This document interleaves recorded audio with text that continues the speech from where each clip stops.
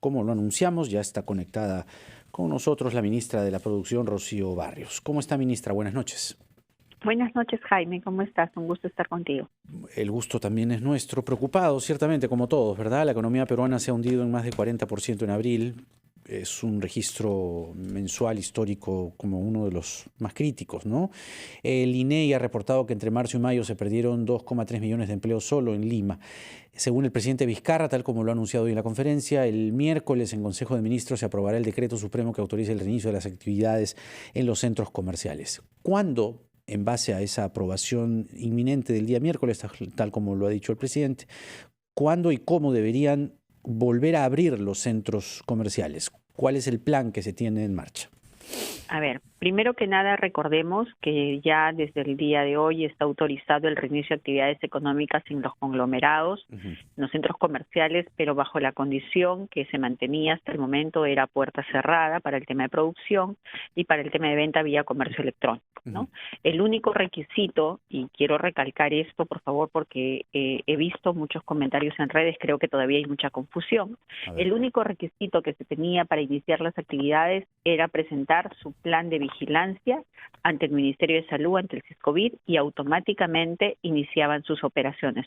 No hay ningún trámite adicional, no hay ningún registro, ningún permiso, ningún empadronamiento en ningún sector, ni en producción ni en salud, sino inician inmediatamente. Lo que hoy ha anunciado el presidente es justamente de cara a poder tener una apertura mayor y así poder dinamizar más nuestra economía. Lo que se ha decidido es que este día miércoles, como bien señalas, vamos a discutir en el Consejo de Ministros el decreto supremo que lo que permite es adicionar ya a este inicio de actividades la venta directa.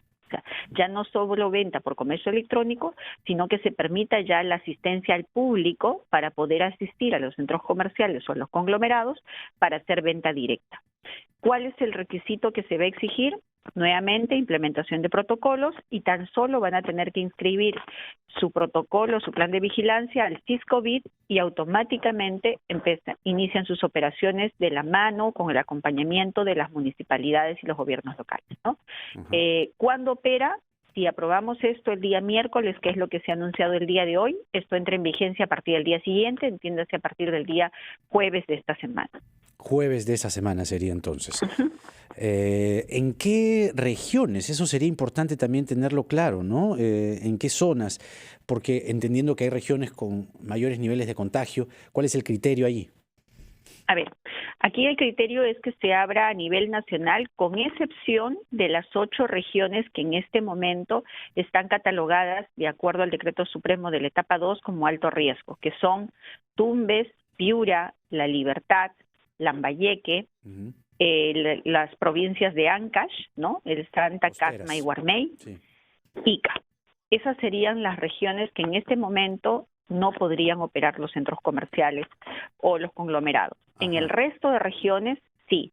Sin embargo, también es importante mencionar, Jaime, que de cara al último informe de prospectiva que hemos tenido conocimiento en el anterior Consejo de Ministros y con las declaraciones del Ministro de Salud durante esta semana, hemos tomado conocimiento ya que en algunas regiones hemos tenido un ligero decrecimiento justamente de las tasas de contagio, lo que nos permite poder tomar la decisión ya a nivel de los sectores, el poder iniciar algunas actividades económicas que tengan sobre todo un gran potencial económico, que dinamicen el empleo y que nos permitan, de acuerdo a la capacidad de respuesta en algunas de las regiones, poder también iniciar actividades económicas ahí. Claro.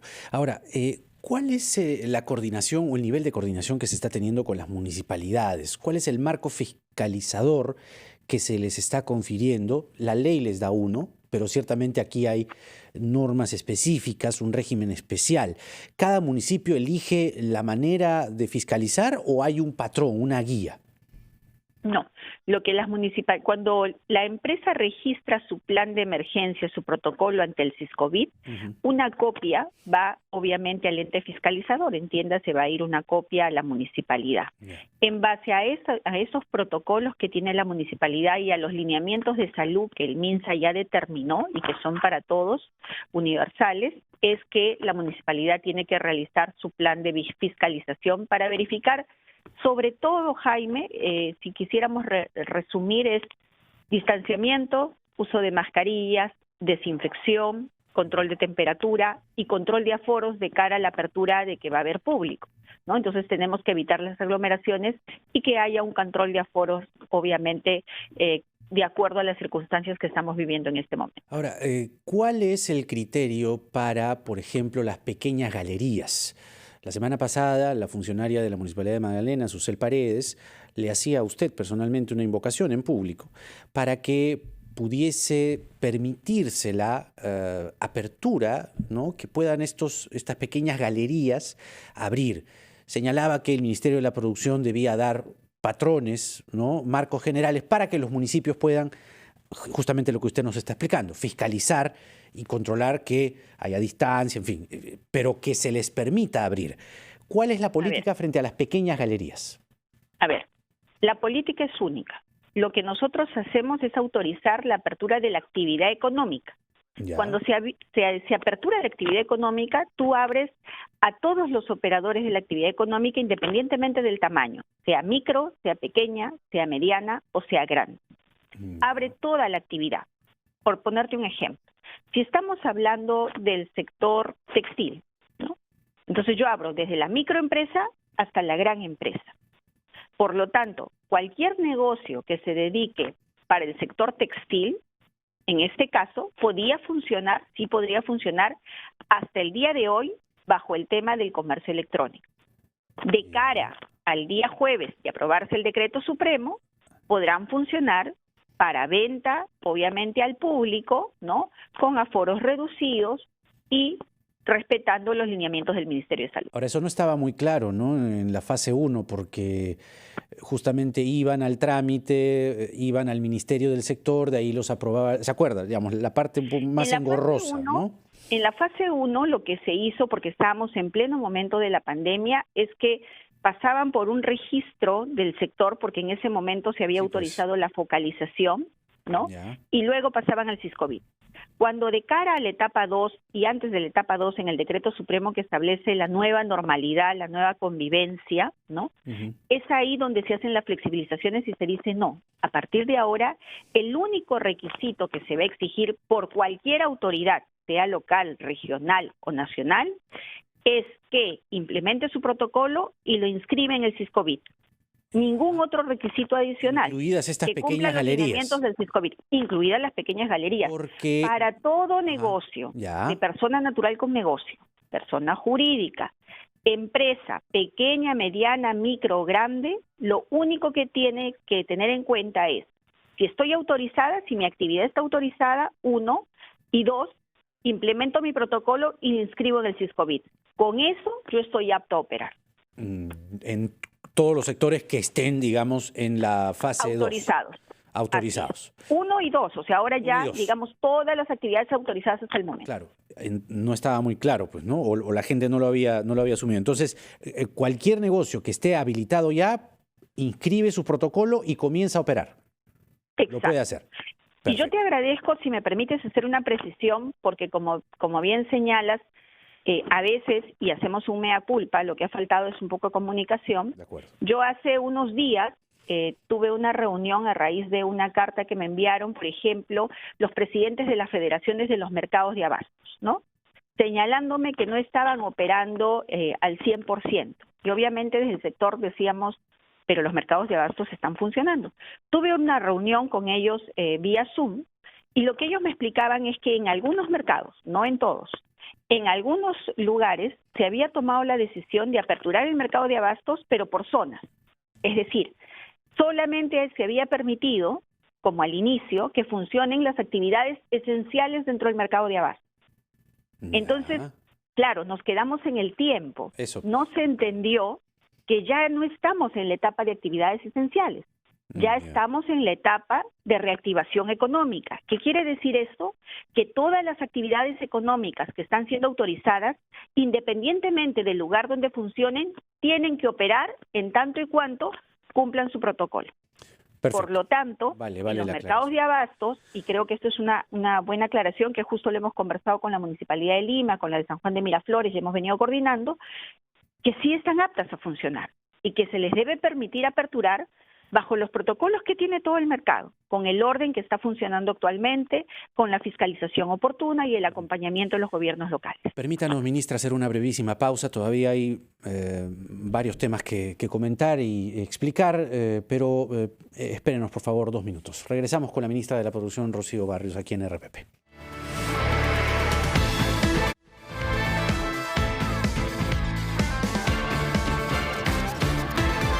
Muchas gracias. Bueno, esos son los proyectos pues que está emitiendo a lo loco el Congreso de la República, ¿no? Sumados, ministra Barrios, a otros más.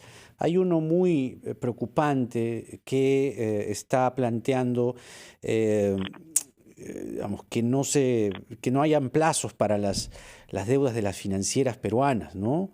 Hay un predictamen en el Congreso de la República en ese sentido y hay un riesgo inminente grande de que los ahorristas, ¿no? La gente, empresas peruanas, extranjeras, entendiendo sobre todo las microfinancieras, el capital de las empresas en grueso se constituyen allí, en las micros y las pequeñas empresas. ¿Cuál va a ser, digamos, la reacción del Ejecutivo o qué está, digamos, planeando el Ejecutivo en torno a estos proyectos, por ejemplo, de la condonación de deudas para los ahorristas de las microfinancieras, entendiendo un peligro inminente, ¿no? Nosotros apelamos a la que el Congreso en verdad enmiende y sea responsable al momento de generar y aprobar las normas. Parece que no va a enmendar, fíjese, acaban de lanzar otros dos. Sí, en verdad cada semana tenemos un proyecto nuevo de esta naturaleza, pero creo que es importante apelar a la responsabilidad, porque al final ese tipo de medidas lo que va a conllevar es más bien a perjudicar justamente a los usuarios, a las micro y pequeñas empresas, porque estarían poniendo en riesgo justamente a las microfinancieras. Podríamos generar efectivamente una inestabilidad del sistema financiero de esas microempresas, y eso es algo que debemos evitarlo. Yo espero y apelo a la responsabilidad del Congreso de la República de que analicen con la debida con el debido juicio, y más que con el debido juicio, con las opiniones técnicas que tengan que solicitar a los sectores competentes antes de tomar este tipo de decisiones que lo único que van a hacer es perjudicar nuestra economía. Estamos haciendo un enorme esfuerzo ya para poder superar esta crisis nunca antes tenida en la historia. Entonces, este tipo de normas lo único que hacen o lo único que van a generar es generar un caos, y eso es algo que no queremos. Ahora, eventualmente, entendiendo el peligro en el que se encuentran estas microfinancieras que componen el grueso de las MIPES, ¿el gobierno estudiaría, digamos, demandas de inconstitucionalidad, como en el caso de los peajes, para esta clase de normas? En toda aquella norma que obviamente quebrante el orden constitucional, pero más allá que quebrante el orden constitucional, también ponga grave riesgo nuestra economía, obviamente tomaremos las decisiones de defender dentro del marco legal que nos confiere para poder defender el orden que debe tener nuestra economía. ¿Cuál es la evaluación luego de 3 meses de emergencia de las MIPES respecto a Reactiva Perú? ¿Cuánto del total de recursos de Reactiva Perú ha ido o ha sido recibido por las MIPES? Porque de acuerdo a la data que está circulando es más bien la gran empresa la que se ha visto mayoritariamente beneficiada. A ver, de acuerdo al reporte que nos han emitido, lo que ha señalado es que si bien es cierto el 90% de beneficiarios han sido MIPES, cuando se hace una lectura de los montos asignados, obviamente ahí el porcentaje varía, ¿no? ¿Por qué? Porque obviamente la mayor capacidad de deuda se está teniendo para las más grandes empresas versus las pequeñas empresas. Esto ha originado que se haya hecho un ajuste dentro del programa Reactiva Perú, justamente para poder incluir algunos beneficios y algunos requisitos que puedan presentar las MIPES para poderse así ver más beneficiadas, y esperamos que en esta segunda etapa el énfasis en la incidencia va a ser justamente para ellas. Por eso es que se han flexibilizado algunos de los requisitos que se han puesto, para que en esta segunda etapa esperemos que esta cifra se revierta y que más bien la mirada sea hacia las MIPES. Y aprovechando justamente lo que mencionas, Jaime, en ese sentido también en esta semana nosotros estamos discutiendo discutiendo en el Consejo de Ministros lo que sería el programa Compras a mi Perú, que lo que va a implicar es una inyección de liquidez para las micro y pequeñas empresas, justamente para dinamizar su economía en los sectores que usualmente compra el Estado, como son el sector textil, cuero y calzado, metalmecánica, madera y plástico, ¿Cuál ¿no? es el Entonces, impacto que se está previendo allí? 85.000 puestos de empleo, ¿no? Ajá. Justamente para estos 4 rubros. Y es un paquete que estamos ya discutiéndolo con la ministra de Economía y que esperamos esta semana ya, dentro también del plan que hoy se ha mencionado de Arranca Perú, que lo que busca es generar 1 millón de empleos con una inyección de 6.000 millones. Lo que se busca es justamente sumar también en este programa a las micro y pequeñas empresas. Ahora, sigue siendo preocupante, sin duda, de lo que nos estaba diciendo en la primera parte sobre las regiones más infectadas, ¿no? Tumbes, Piura, Lambayeque, La Libertad y estas 3 provincias de Ancash. ¿Qué soluciones van a haber allí? Porque, digamos, las quiebras van a ser inminentes. A ver. Si esos espacios, ¿no? Porque los del norte pueden decir, oye, pero Lima es lo que tiene más contagios, ¿por qué no me dejan abrir a mí? En el caso del norte, de acuerdo al último informe de prospectiva, las regiones que aún mantienen un nivel de riesgo alto, que digamos todavía no bajan la R-1, tenemos en el caso de Tumbes y en el caso que todavía se mantiene neutro un poco es La Libertad. Ica en este momento está pasando un momento difícil.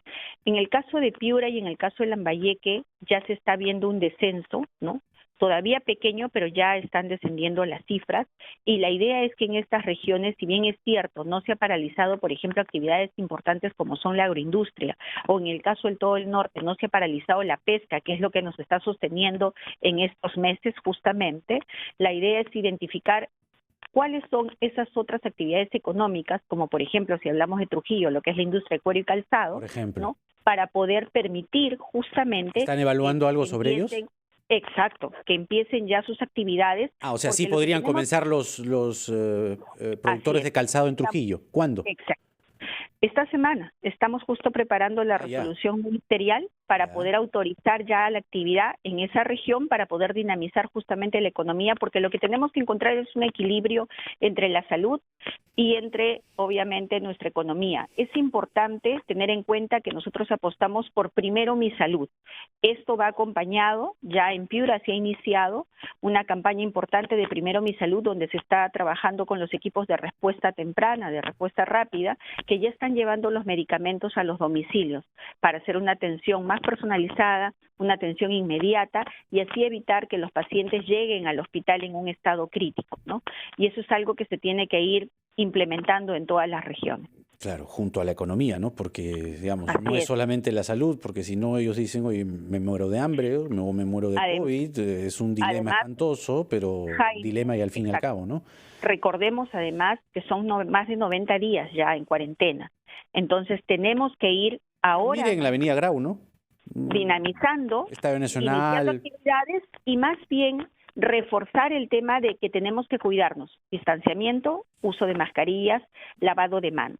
Solo quiero aprovechar, Jaime, a través tuyo, para poder clarificar otro de los temas que a veces tampoco se entiende o se ha difundido claramente. Me permite antes la pausa, porque me piden corte. Sí, tenemos todavía algunos minutos más para seguir conversando con Rocío Barrios, la ministra de la Producción, aquí en RPP. Venimos.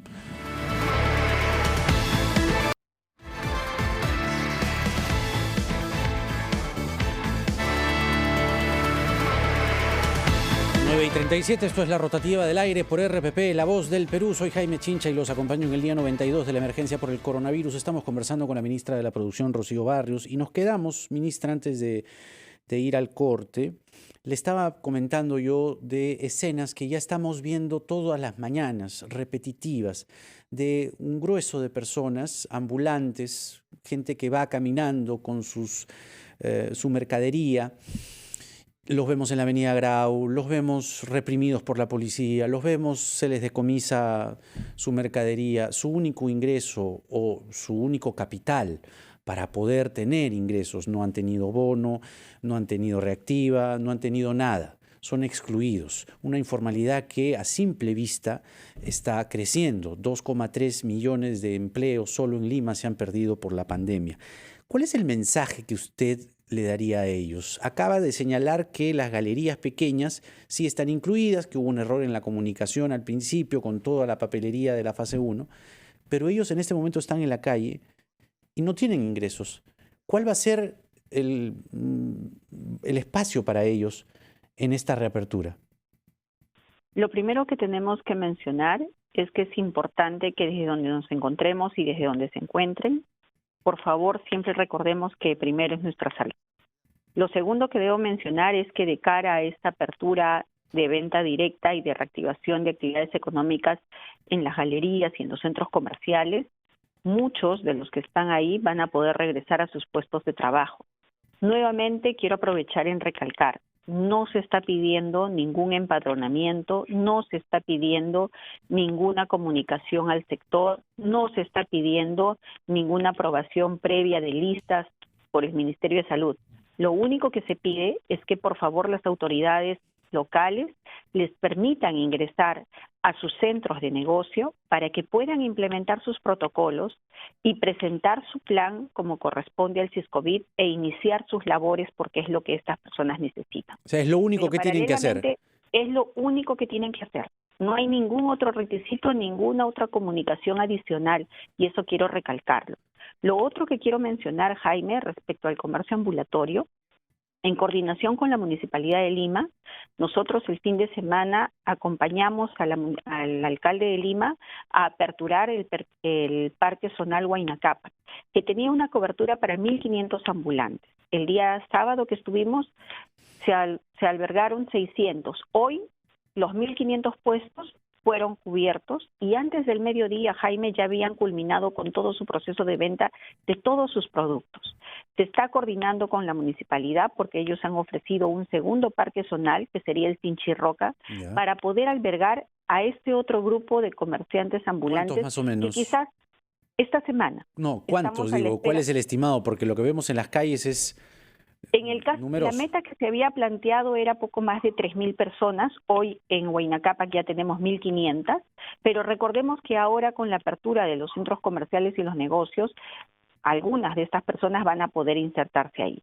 Pero paralelamente quiero aprovechar nuevamente en tocar lo que hoy mencionó el presidente en el caso del programa Arranca Perú. Uno de los componentes de Arranca Perú tiene un programa del Ministerio de Trabajo que se llama Trabaja Perú. ¿Qué es Trabaja Perú? Trabaja Perú lo que hace es plantea y diseña trabajos temporales justamente para ese tipo de personas que requieren un trabajo temporal para insertarse en un trabajo, ¿no? Para poder hacer en este caso no solamente, normalmente se orientaba en las regiones o en provincias para hacer, por ejemplo, trabajos a nivel de carreteras, ¿no? En este caso no, en este caso Trabaja Perú está planteando ampliar también para hacer trabajos distritales inclusive, lo cual va a permitir que en los distritos... ¿Y eso cuándo, perdón? Eso, trabajo. ¿Cuándo tendría que implementarse eso? Este miércoles estaríamos aprobando ya en el Consejo de Ministros justamente este plan de Trabaja Perú, que lo que va a generar son 226.000 puestos de trabajo. Ahora, ¿no? eso mediante, por ejemplo, un empadronamiento a las personas que están deambulando por Grau, por el Estadio Nacional, entre Santa Beatriz y La Victoria. Lo que hace el Ministerio de Trabajo es que cuelga esta oferta de trabajo temporal para mano de obra no calificada, alguna para mano de obra calificada, y las personas que quieran entran a esta plataforma o esta página para poder insertarse en estos trabajos temporales. Son 226.000 puestos de trabajo que se van a generar a través de este programa, lo cual también va a ayudar a dinamizar. El programa Compras a mi Perú, cuando se adjudique, también dinamiza empleo, Jaime. Lo que tenemos que hacer y lo que estamos tratando de garantizar es justamente la reactivación de la economía ordenada, con protocolos establecidos y que se cumplan, porque en la medida en que las actividades económicas puedan despegar, van a generar empleo. Claro, pero son 2,3 millones de empleos solamente en Lima, ¿no? Digamos, ¿cuánto podría reducir Trabaja Perú, por ejemplo, o las medidas que Trabaja Perú tiene 226.000 sumamos los de Compras a Mi Perú, se van a crear núcleos ejecutores para agricultura también, para todo lo que es núcleos ejecutores para lo que es carreteras, para lo que es obras de saneamiento, que también sobra obras menores. Pero no se llega a ese 2,3 millones, ¿no? No llega. A 1 millón de empleos. 1 millón, o sea, la mitad. 1 millón de empleos. Y respecto a esta situación repetitiva, ministra, ¿qué está pensando el gobierno? Es decir, ¿cuál es el nivel de coordinación, por ejemplo, con el alcalde Forsyth? Porque lo único que se ha visto allí es represión y decomiso, ¿no? No hay, digamos, ¿hay algún empadronamiento de estos ambulantes que están caminando entre Santa Beatriz y La Victoria y solo encontrando represión? Jaime, según versión del alcalde Forsyth, con quien nos hemos reunido en varias oportunidades, antes inclusive de tener el Parque Huayna Capac, él nos mencionaba que ya había realizado el empadronamiento del comercio informal y que tenía aproximadamente 3.000 personas empadronadas. Es así que el alcalde Muñoz ofrece Huayna Capac para poder trasladar a 1.500, con cargo a evaluar un segundo espacio que sería el Sinchi Roca. Sin embargo, también debemos recordar que el alcalde Forsyth ha mencionado que tiene 5.000 tiendas dentro del Emporio de Gamarra y que lo único que estaba esperando que se aperture las actividades económicas para que él pueda darles a gratuidad, ¿no? Entiéndase, a 5.000 personas, este tipo de galerías sin costo, inclusive me parece haberlo escuchado por un año. Él señala que los ha conseguido a gratuidad por un año. Ah, bueno. Eso es lo que él mismo ha declarado, ¿no? Que tiene 5.000 tiendas dentro de las galerías del Emporio Comercial, que las tiene a disposición porque ya es un programa que lo ha hecho el año pasado, según ha referido, y a través del cual él les daría estas galerías a estas personas. Lo único que esperaba es que se aperture el Emporio. Bueno, hoy el Emporio va a estar abierto, entonces eso es una buena oportunidad de poder albergar justamente aparte de este comercio informal, como él lo ha mencionado, y lo mejor de todo es que él ya los tiene empadronados, lo cual es sumamente positivo, ¿no? Ahora, el empleo en las empresas de menos de 10 trabajadores, que también es un grueso importante, ¿no? Las microempresas, ha caído 56% entre marzo y mayo. ¿Qué se está evaluando para ellos? ¿Algún programa para estos trabajadores? ¿Los tiene identificados? A ver, aparte del tema de Compras a Mi Perú, que va a dinamizar que es solo para microempresas, también hay una propuesta normativa que ha presentado la ministra de Trabajo, que básicamente tiene que ver con una especie de subsidio justamente para las personas que han sido desempleadas, pero que todavía está en evaluación, Jaime, y todavía está en revisión. Esperamos que en esta semana próximamente ya nosotros podamos culminar esa evaluación. Entiendo que ya está en el despacho de la ministra de Economía justamente para poder hacer el análisis respectivo. Hay una pregunta que es necesaria, es, digamos, incómoda, pero es necesaria. ¿Qué pasa si hay rebrotes, ministra? Es decir, si de la situación en la que estamos de pronto algo se dispara. Es decir, ¿qué pasaría con estas actividades comerciales si las cifras comienzan a salirse de control? Es decir, ¿lo tienen dentro del plan? ¿Qué va a pasar o qué podría pasar en ese escenario pesimista, fatal, en el que puede haber un rebrote y tenemos ya actividades comerciales caminando? Primero, no es una pregunta incómoda, es una pregunta realista y necesaria, ¿no? Lo hemos visto ya en otros países. De hecho, recordarás que cuando inició la primera etapa, se inició con actividades económicas inclusive en las zonas de riesgo. Un caso muy puntual era el tema de pesca, ¿no? ¿Por qué? Porque entendíamos, y ahí teníamos que sopesar justamente el criterio económico con el criterio de salud. Sabíamos que en la zona norte había un riesgo, efectivamente, en ese momento de contagio alto, pero también había un aporte significativo e importante al PBI de la pesca. Entonces, lo que se hizo es hacer protocolos sumamente más rigurosos que los del resto de las industrias para efectos de garantizar la cuarentena previa, las pruebas rápidas y moleculares periódicamente, para minimizar el riesgo en el caso de los pescadores industriales, ¿no? Si bien es cierto, se han mostrado incidencias de todas maneras, como en toda actividad, todavía estas incidencias no han sido exponenciales como para que el sector salud nos recomiende el cierre de alguna actividad económica. ¿Qué quiero decir con esto? En esta evaluación de este mes que ha pasado, de las actividades económicas que ya han venido funcionando, que si bien es cierto no han sido al 100%, de acuerdo a los informes de prospectiva del Ministerio de Salud, no se ve un impacto significativo en cuanto al incremento. Sin embargo... Todavía está manejable, pero puede ser con estas situaciones, estas escenas que vemos en la calle, ¿no?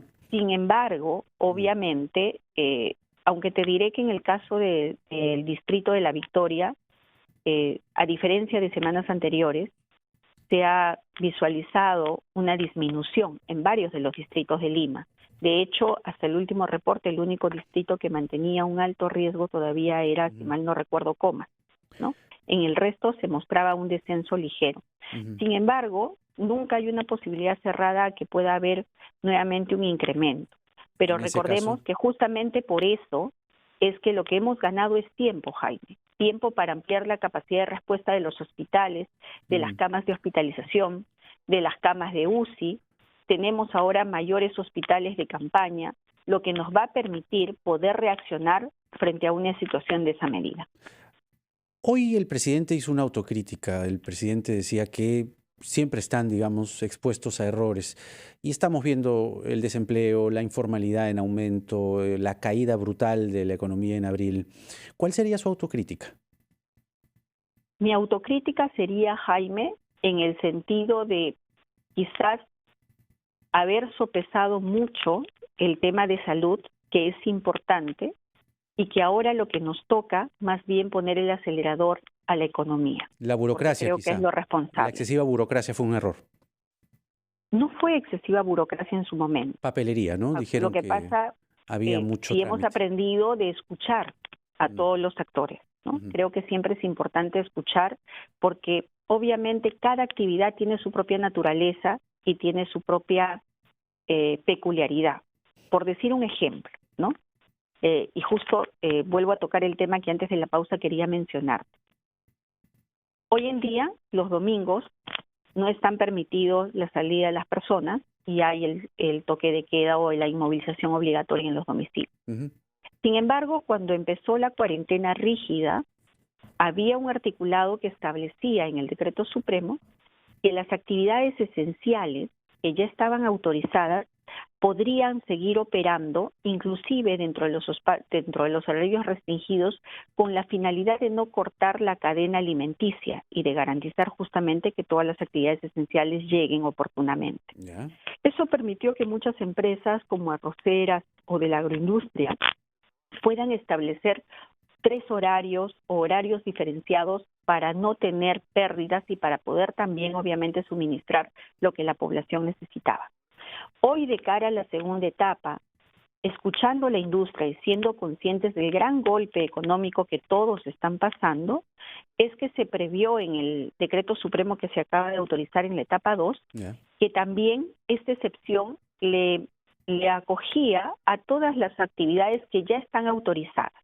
¿Qué quiero decir con esto? Van a poder moverse los domingos. Para una empresa, por ejemplo, ladrillera, cerámica o las que elaboran bebidas, tienen una maquinaria tal que es muy difícil apagar y volver a prender porque eso implicaría un costo para ese proceso de producción.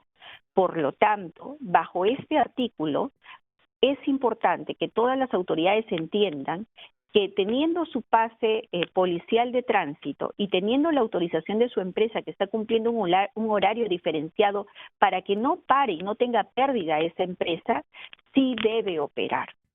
Y creo que esas son parte de las lecciones que todos, incluyéndome, hemos tenido que aprender. Ministra, muchas gracias por la información, en fin, por los comentarios y por todo esto que la gente espera siempre con muchas ansias, ¿eh?